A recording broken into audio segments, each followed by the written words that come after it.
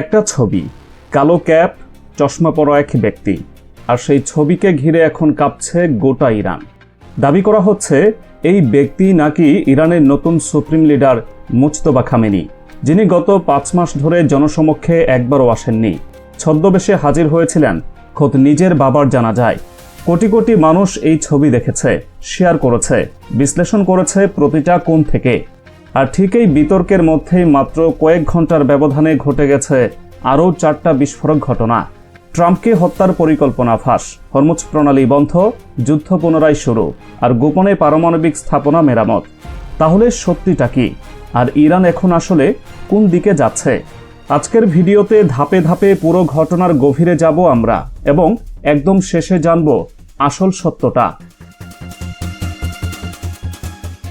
ফেব্রুয়ারিতে ইসরায়েল আমেরিকার হামলায় নিহত হন ইরানের তৎকালীন সুপ্রিম লিডার আলী খামেনি। একই হামলায় তার স্ত্রী, মেয়ে ও নাতনিও প্রাণ হারান। অভিযোগ, একই হামলায় তার ছেলে ও উত্তরসূরি মুজতবাও গুরুতর আহত হন। মুখমণ্ডল ও পায়ে মারাত্মক ক্ষত, এমনকি একটা পা হারানোর কথাও শোনা যাচ্ছে।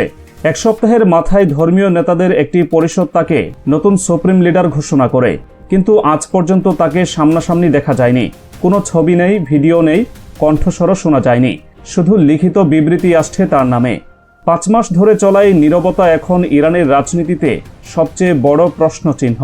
তাহলে প্রশ্ন উঠছে, মানুষটা কি আদৌ বেঁচে আছেন স্বাভাবিকভাবে, নাকি ইরান আসলে একজন ভুতুড়ে নেতাকে সামনে রেখে দেশ চালাচ্ছে, যাতে ক্ষমতা শূন্যতা প্রকাশ না পায়? এই মাসের শুরুতেই আলী খামেনির 6 দিনব্যাপী জানাজা হয়। তেহরান থেকে শুরু করে কোম, ইরাকের নাজাফ ও কারবালা হয়ে শেষ পর্যন্ত মাশহাদে দাফন। লাখ লাখ মানুষের ঢল নামে প্রতিটা শহরে। মাশহাদের গভর্নর নিজেই বলেছিলেন, শুধু শেষ দিনেই প্রায় 1.5 কোটি মানুষ আসবেন বলে তারা প্রত্যাশা করছেন। সব মিলিয়ে 4 কোটির বেশি মানুষ এই জানাজায় অংশ নেই বলে ইরানের পক্ষ থেকে জানানো হয়। আলী খামেনির অন্য 3 ছেলে মেইসাম, মাসুদ ও মুস্তফা সামনের সারিতে দাঁড়িয়ে বাবার জানাজায় অংশ নেন।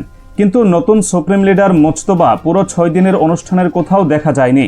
অথচ পুরো অনুষ্ঠান জুড়ে জনতার মুখে বারবার শোনা যাচ্ছিল একটাই স্লোগান, মুজতবা, আমরা তোমার সেবায় নিয়োজিত।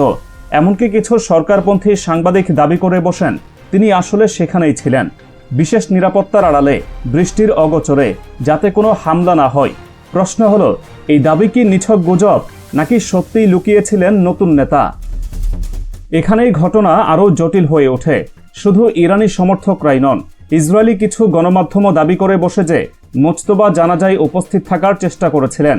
সোশ্যাল মিডিয়ায় এক পর্যায়ে ছড়িয়ে পড়ে সেই বিখ্যাত ছবি, জানাজার ভিড়ে একজন ব্যক্তি কালো ক্যাপ ও চশমা পরে বুকে হাত রেখে দাঁড়িয়ে, আর তাকে গোলদাগ দিয়ে চিহ্নিত করা। ইনস্টাগ্রাম, টিকটক, এক্স মিলিয়ে এই ছবি ও ভিডিও দেখা হয়েছে কোটি কোটি বার।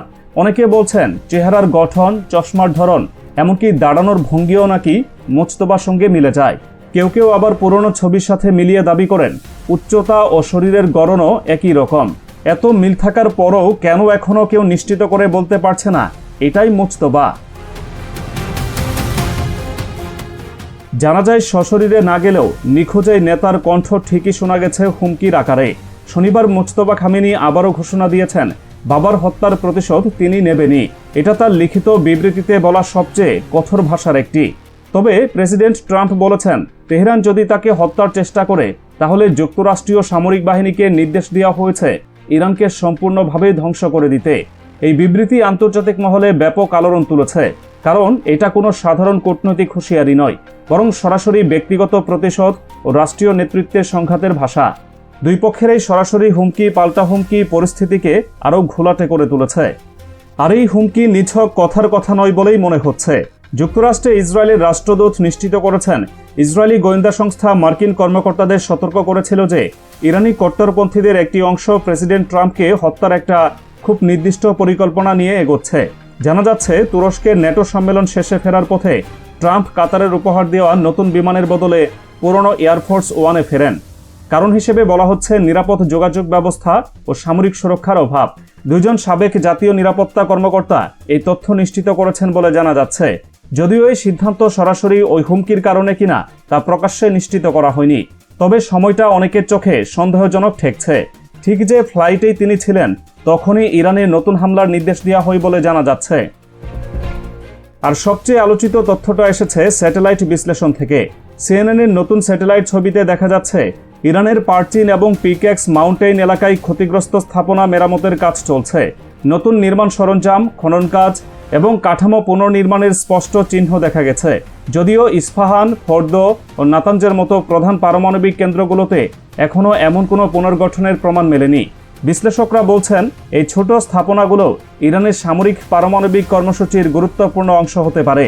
তাহলে প্রশ্ন উঠছে, যুদ্ধবিরতির আড়ালে কি ইরান আবার তার পারমাণবিক সক্ষমতা গড়ে তোলার চেষ্টা করছে, ঠিক যখন সবাই ভাবছিল সেই কর্মসূচি ধ্বংস হয়ে গেছে? উত্তেজনা যখন এতটাই তুঙ্গে, তখনই এসেছে আরেকটা বড় ধাক্কা। বিশ্বের সবচেয়ে ব্যস্ত তেল পরিবহন পথ হরমুজ প্রণালী দিয়ে প্রতিদিন শত শত জাহাজ চলাচল করে, আর বিশ্বের মোট তেল সরবরাহের একটা বিশাল অংশ এই পথ দিয়েই যায়।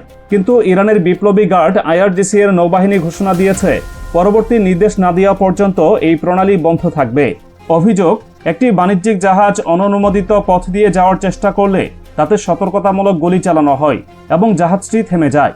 ইরান হুঁশিয়ারি দিয়েছে কোনো জাহাজকে আর পার হতে দেওয়া হবে না, আর কেউ যদি এটাকে অজুহাত বানিয়ে ভুল পদক্ষেপ নেয় তার কড়া জবাব দেওয়া হবে। জুন মাসের মাঝামাঝি থেকে 500-র বেশি জাহাজ এই প্রণালী পার হয়েছে, কিন্তু অনেকগুলো এখনও আটকে আছে। ফলে বিশ্ববাজারে তেলের দাম নিয়ে তৈরি হয়েছে নতুন অনিশ্চয়তা, আর বিশ্লেষকরা বলছেন এর প্রভাব শিগগিরই বিশ্বজুড়ে জ্বালানির দামে দেখা যাবে।